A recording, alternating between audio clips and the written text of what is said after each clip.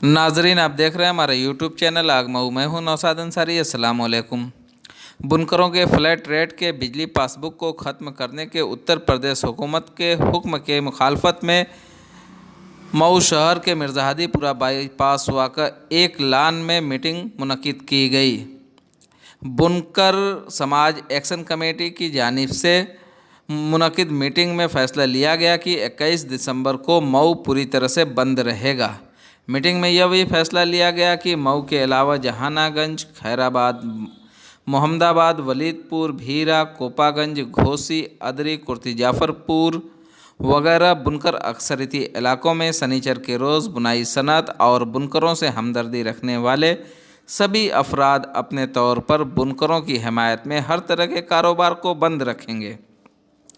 साथ ही यह भी फैसला लिया गया कि दुकानों और फर्मों को बंद रखने के लिए कोई उनसे कहने नहीं जाएगा और जो लोग भी अपनी दुकानें या फर्मों को खोलेंगे तो ये समझा जाएगा कि उनको बुनकरों से कोई हमदर्दी नहीं है। मीटिंग में यह भी तय हुआ कि 21 दिसंबर को ही सभी तहसीलों पर और मऊ में एक बड़े इजलास आम का इनेकाद करके नए हुक्मनामा के बाद बुनकरों के सामने पेश आने वाली बहरानी सूरत हाल को तफसील से बताया जाएगा। बुनकर समाज को बेदार किया जाएगा। मीटिंग में बुनकर लीडरान, ताजिर हजरात, उलमाए इकराम और सियासी जमातों के लीडरान ने तबादले ख्याल के बाद तजवीज़ पढ़कर सुनाई गई, जिसके बाद सभी हाजरीन ने बिल-इत्तिफाक राय से तजवीज़ को पास किया। मीटिंग में यह भी तय किया गया कि सभी सियासी जमातों के MP और MLA को लेटर भेजकर बुनकरों के मसाइल के हल के लिए ताउन और हिमायत की अपील की जाएगी और सभी सियासी जमातों के लीडरान से इस तहरीक में शामिल होने की उम्मीद जाहिर की गई है। मीटिंग में यह भी तजवीज़ पास की गई कि बुनकरों के इस संगीन मसाइल पर भी कोई भी सियासी जमात अगर धरना व मुजाहरा या फिर कोई तहरीक चलाती है तो सभी बुनकर बगैर किसी इम्तियाज़ के उस तहरीक में शामिल हों और उसे ताकत पहुंचाने का काम करें। मीटिंग में यह भी तय किया गया कि आइंदा 23 दिसंबर को बुनकर समाज एक्शन कमेटी की तरफ से रियासती वज़ीर आला के नाम एक मेमोरेंडम ज़िला मजिस्ट्रेट के तवस्सुस से दिया जाएगा। मीटिंग में यह तय भी किया गया कि दूसरे मरहले में हड़ताल के बाद बड़े पैमाने पर तहसीलों और कलेक्ट्रेट पर धरना मुजाहरा किया जाएगा। तीसरे मरहले में गिरफ्तारी और चौथे मरहले में जेल भरो तहरीक चलाई जाएगी। यह भी तय किया गया कि रियासती वज़ीर आला आदित्यनाथ योगी से बुनकरों के वफ्द की मुलाकात के लिए वक्त मांगा जाएगा और उन्हें यह समझाया जाएगा कि सरकार पर सब्सिडी की रकम 150 करोड़ से बढ़कर 950 करोड़ रुपए सालाना हो जाने में बिजली महकमा के ज़रिए बिजली बिलों की रीडिंग में बड़े पैमाने पर फर्जी तरीके से गड़बड़ी करके रीडिंग ली गई है, जिसकी वजह से बिल में ज़बरदस्त इजाफा हुआ है। मीटिंग की सदारत साबिक MP मोहम्मद सालिम अंसारी ने की और निज़ामत के फ़राइज़ मौलवी इकबाल अहमद मोहम्मदी ने की। आइए नाजरीन, हम आपको सुनाते हैं इस मीटिंग की सदारत कर रहे सालिम अंसारी क्या कहते हैं। पूरी तकरीर उनकी सुनिए। उनके बाद साबिक चेयरमैन अरशद जमाल भी प्रेस से क्या कहते हैं, आप ज़रूर सुनिए। वो जो फ्लैट रेट की बिजली 2000 सिंह यादव ने हमें दी थी लंबी तहरीक के बाद, जब किसानों को फिक्स रेट पे बिजली दी जा रही थी, उसी तरफ पे हम लोगों ने लड़ाई लड़ा और लंबी लड़ाई के बाद माननीय मुलायम सिंह ने हमारे दर्द को समझा। अल्ताफ भाई कह रहे हैं कोई नाम नहीं ले रहा, मैं ज़रूर लेता, मैं उस तरह का नेता नहीं हूँ। पहली बार उनका मैं इसलिए एहतराम भी करता हूँ मुलायम सिंह यादव का। मैं पार्टी दल से ऊपर उठ के चूँकि बुनकर परिवार का हूँ, पहला मेरा परिवार है। आज देखिए हमारी पार्टी की मंडल की यहाँ मीटिंग चल रही है, न तैयब पालकी साहब गए, आनंद कुमार जी बैठे हैं, मुख्तार अंसारी के प्रतिनिधि, अभी हमारे सांसद जी के प्रतिनिधि गोपाल राय बैठे थे, कोई नहीं गया, सब यहाँ हाजिर है। मैं भी नहीं गया। मैंने कहा नहीं, हमारा सबसे बड़ा मसला बुनकर है। हम बुनकर परिवार से पैदा हुए हैं, वहीं से तनाई बुनाई करके आज देश की उस बड़ी पंचायत तक गए हैं आप सबकी दुआ की वजह से। तो हमारा ये पहला काम है। हम पार्टी से ऊपर उठ के बात करते हैं कि मुलायम सिंह का मैं इसीलिए एहतराम करता हूँ कि बुनकरों के जज्बात को उन्होंने समझा और फिक्स रेट उन्होंने दिया और बहुत दिनों तक ये चलता रहा। 7 में चुनाव होता है, बहन जी सरकार में आती हैं, 7 से 12 तक बहन जी को कोई गुरेज नहीं रहा, बहन जी ने दिया। 7 के बाद फिर अखिलेश यादव आते हैं, मुलायम की साहबजादे, उन्होंने 17 तक आपको बिजली का ये इस रेट पे कहीं कोई आपत्ति नहीं हुई। 17 में योगी साहब आते हैं, 2 साल लगभग सरकार हो गई और अब ये इस मुकाम पे हुए कि साहब ऑर्डिनेंस ला करके मंत्रिमंडल की बैठक को बुला करके हमारे उस फिक्स रेट को खत्म कर दिया और 1 तारीख से 1 जनवरी से लागू हो जाएगा। तो अब जाहिर सी बात है कि जहां अभी इस मुल्क में तमाम हैजान फैला हुआ है, सीएबी, फिर दूसरे एनआरसी जैसे कानून इस मुल्क में नाफिज कर दिए गए, उससे हम अभी तमाम लोगों के जहन बटे हुए हैं, तमाम लोग परेशान हाल हैं। ऐसे मौके पर भारतीय जनता पार्टी की सूबाई सरकार, जो उत्तर प्रदेश की सरकार है, हमारे पेट पे लात मारने का काम कर दिया। जाहिर सी बात है, हम बुनकर जिस समाज के लोग हैं उस तो पूरी सनत तबाह हो गई है, थोड़ी कुछ बची है, कुछ चंद जिलों में रह गए हैं हम लोग जो सिमट के रह गए हैं, जो अपने जुगाड़ से अपने लूम को और अपनी सनत को बचाए हुए हैं। सरकार का कोई रहमो करम हमारे ऊपर नहीं है। रहमो करम तो मुलायम सिंह का है, रहमो करम मायावती का है, रहमो करम अखिलेश यादव का है कि हम चलो 13 साल हमारे सब्सिडी मिली और हमारे कारोबार चलते रहे। लेकिन आज भाजपा सरकार उसको भी नहीं देख सकती, हमारे पेट पे लात मारने का काम किया है। जो कुछ भी यहाँ तजावीज पास हुई है, और अभी जैसे अभी 10 तारीख को लखनऊ में मीटिंग हुई, ऐनुल मुजफ्फर साहब ने कहा कि 10 जिले के लोग उसमें हाजिर हुए थे। वो 10 जिले कहाँ के लोग थे ये मुझे पता नहीं, किसने मीटिंग बुलाया है ये भी पता नहीं। जहां तक तैयब पालकी साहब ने हमें फोन किया कि इस तरह की मीटिंग है मऊ में, आप बाहर हैं, मैं जा रहा हूं। मैंने कहा बिल्कुल आपको जाना चाहिए। और मैंने वहां कई मंत्रियों से बात किया जो उत्तर प्रदेश के मंत्री हैं, योगी सरकार में कैबिनेट मंत्री हैं, हमारे अपने पर्सनल ताल्लुकात हैं। चूंकि उनके साथ लंबा काम करने का मेरा अनुभव है तो ताल्लुकात मेरे हर दल में हैं। मैंने बात किया ब्रजेश पाठक से, दारा सिंह चौहान से, स्वामी प्रसाद मौर्य से, एसपी सिंह बघेल से, और भी कई कैबिनेट मंत्री हैं। लेकिन पूरी नवैयत अभी चूंकि नहीं ये ऑर्डिनेंस हुआ था, वो खुद कैबिनेट में बैठे, उनको पता नहीं साहब हाथ उठा पास करा लिया जाता है, उनको पता नहीं इतना बड़ा फैसला हुआ कैबिनेट का। वो कहते साहब हम तो समझ ही नहीं पाए। ये हाल है, मतलब यस मैन पार्टी है, बस एक हल्ला बोल दो सब पास।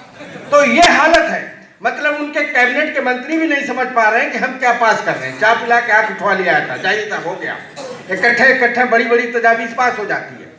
तो अजीब सूरत हाल है यहाँ योगी वहां मोदी। और मैं तो कहता हूं कि हम ठीक है 31 तारीख को उत्तर प्रदेश सरकार ने यह तय किया है उत्तर प्रदेश की तंजीमों ने बंद करने का, आप बंद कीजिए।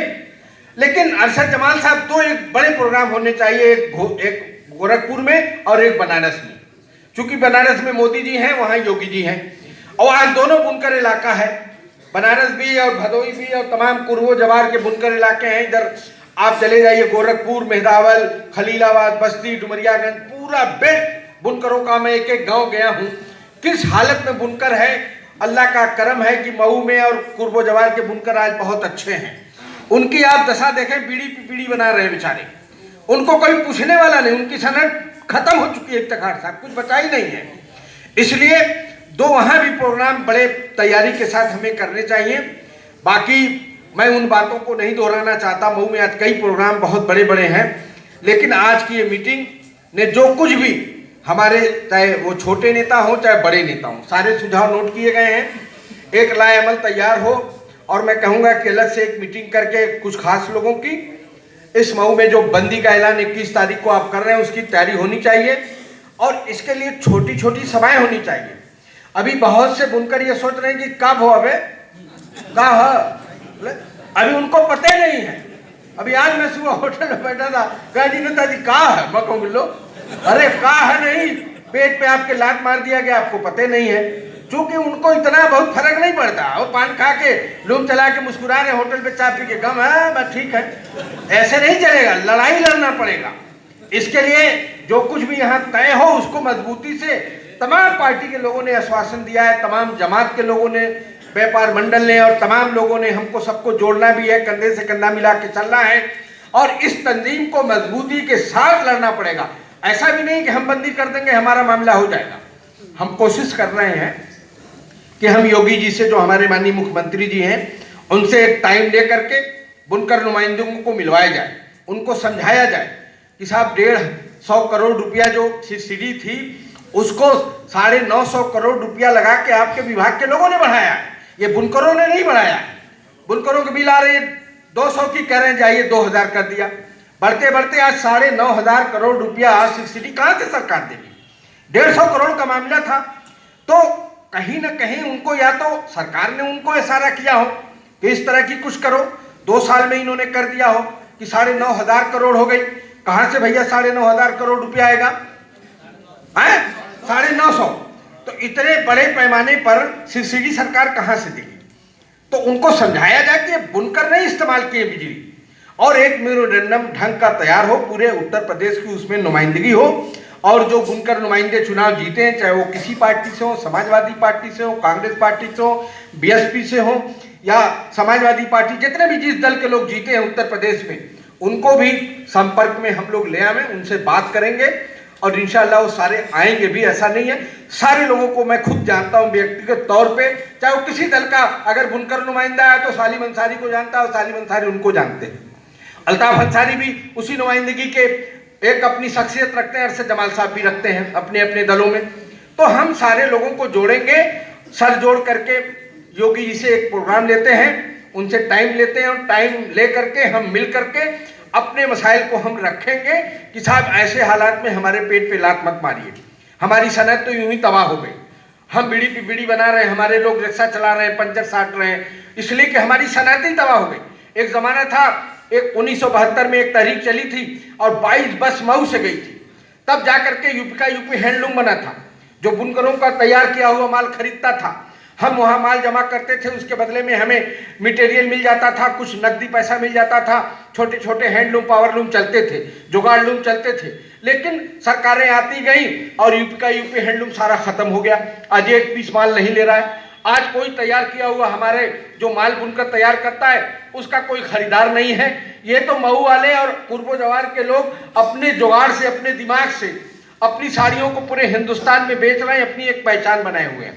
तो इसको हमको बचा के रखना है, इस सनत को बचा के रखना है, और इस सनत को बचाने के लिए पूरा उत्तर प्रदेश क्या करेगा क्या नहीं करेगा, मैं मऊ के लोगों से अपील करूंगा कि इमामत आपको करना है।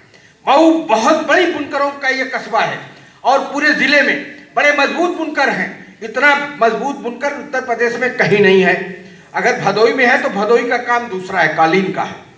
बनारस की बनारसी साड़ियों का अलग धंधा है। लेकिन ये जो छोटे छोटे कुटीर उद्योग में ये पावरलूम आता है कि हर घर में एक पावरलूम लगा है, हमारी माँ बहने बेटे भाई बहन सब मिल करके उसको चलाते हैं और उसका जीविका चलता है, उसका परिवार चलता है। इस सनत को अगर बचाना है तो हम सारे लोग, चाहे वो किसी दल पार्टी में हो, कंधा से कंधा मिला करके हम सबको इस तहरीक को लड़ना पड़ेगा, जब तक कि उत्तर प्रदेश सरकार इस फिक्स रेट को, जो मंत्रिमंडल का फैसला, उसको जब तक खत्म नहीं करती है तब तक ये लड़ाई लड़ी जाएगी इंशाअल्लाह। और हम कंधे से कंधा मिला के चलेंगे। इन्हीं चंद अल्फाज के साथ तमाम से पूरी बिजली की बिल वसूली जाएगी। तो एक तो ये बहुत भ्रष्ट महकमा है बिजली विभाग, जो फर्जी बिलें बना कर देता है। तो नतीजा ये होगा कि जो सारे बुनकर तबाह हो जाएंगे। तो उसी को लेके हम लोग आंदोलन की रणनीति बनाने के लिए आज सिर्फ मऊ जनपद ही नहीं बल्कि आजमगढ़ और मऊ गाजीपुर, ये 3 जनपद जो लगे हुए हैं, वहाँ के बुनकर नुमाइंदों को आज आमंत्रित किया है कि वो बैठकर कोई रणनीति बनाएंगे और आगे इसको किस तरह से आंदोलन को चलाना है वो रूपरेखा तय की जाएगी। जी, इसमें एक सवाल ये है कि जो फ्लैट रेट है वो क्या किसानों के लिए भी है या सिर्फ देखिए, जो फ्लैट रेट का बनाया गया, जो किसानों का जो ट्यूबवेल है उसमें भी फ्लैट रेट की व्यवस्था है, मगर किसानों का अब फ्लैट रेट की व्यवस्था को समाप्त नहीं किया गया है। हमको इस बात की खुशी है कि उनको समाप्त नहीं किया गया है, मगर ये दोहरा जो मापदंड है ये आपत्तिजनक है। जी, इसमें जो कैबिनेट से पास होने के बाद किसी चीज़ को वापस लेना बहुत मुश्किल लग रहा है। क्या करेंगे अगर ये नहीं हो? आज मीटिंग हो रही है, जो मुतालबात होंगे नहीं मानेगा तो अगला कदम क्या? देखिए, हम लोगों को जो आज उसी रणनीति को तय करने के लिए आज हम लोग यहाँ बैठक कर रहे हैं, और जिसमें तमाम 3 जनपदों के लगभग 12 बुनकर बाहुल्य इलाकों के बुनकर नुमाइंदे आज यहाँ मौजूद रहेंगे इसमें, और एक रूपरेखा तय की जाएगी। जाहिर सी बात है कि लोकतंत्र है, तो लोकतंत्र में जो अधिकार हमको ऑलरेडी संविधान ने दिया है, उन अधिकारों का प्रयोग करके हम सड़कों पर उतरेंगे। लेकिन चूंकि ये बुनकरों की ज़िंदगी और मौत का सवाल है, तो हम इसको मरने की हद तक लड़ने को तैयार हैं। हम इसको जैसे आंदोलन करेंगे, धरना करेंगे, गिरफ्तारी देंगे, जेल जाएंगे, किसी भी हद तक बुनकर इसमें लड़ेगा, क्योंकि ये ज़िंदगी और मौत का सवाल है और पूरे प्रदेश के लगभग 20 लाख बुनकर परिवार इससे मुतासिर होंगे। तो सरकार को मैं नहीं समझता हूँ कि इस तरह से किसी योजना को बंद किया जाना चाहिए। और 2 प्रकार का जो मानक सरकार ने बना रखा है कि उसी योजना को एक तबके को आप फ्लैट रेट की व्यवस्था दिए हुए हैं और दूसरे तबके से छीन रहे हैं, वो बिल्कुल ऐसे ही है जैसे कैप का जो बिल जो लाया गया है कि उसमें भी आप कुछ लोगों को व्यवस्था दे रहे हैं और कुछ लोगों को बाहर कर रहे हैं। तो केंद्र से लेकर प्रदेश तक की जो सरकारें हैं वो जो दोहरा मापदंड अपना रही हैं, इससे लोकतंत्र को ही खतरा नहीं है बल्कि देश के फ्यूचर और भविष्य को खतरा है, क्योंकि इससे आने वाले दिनों में टकराव की स्थिति पैदा होगी।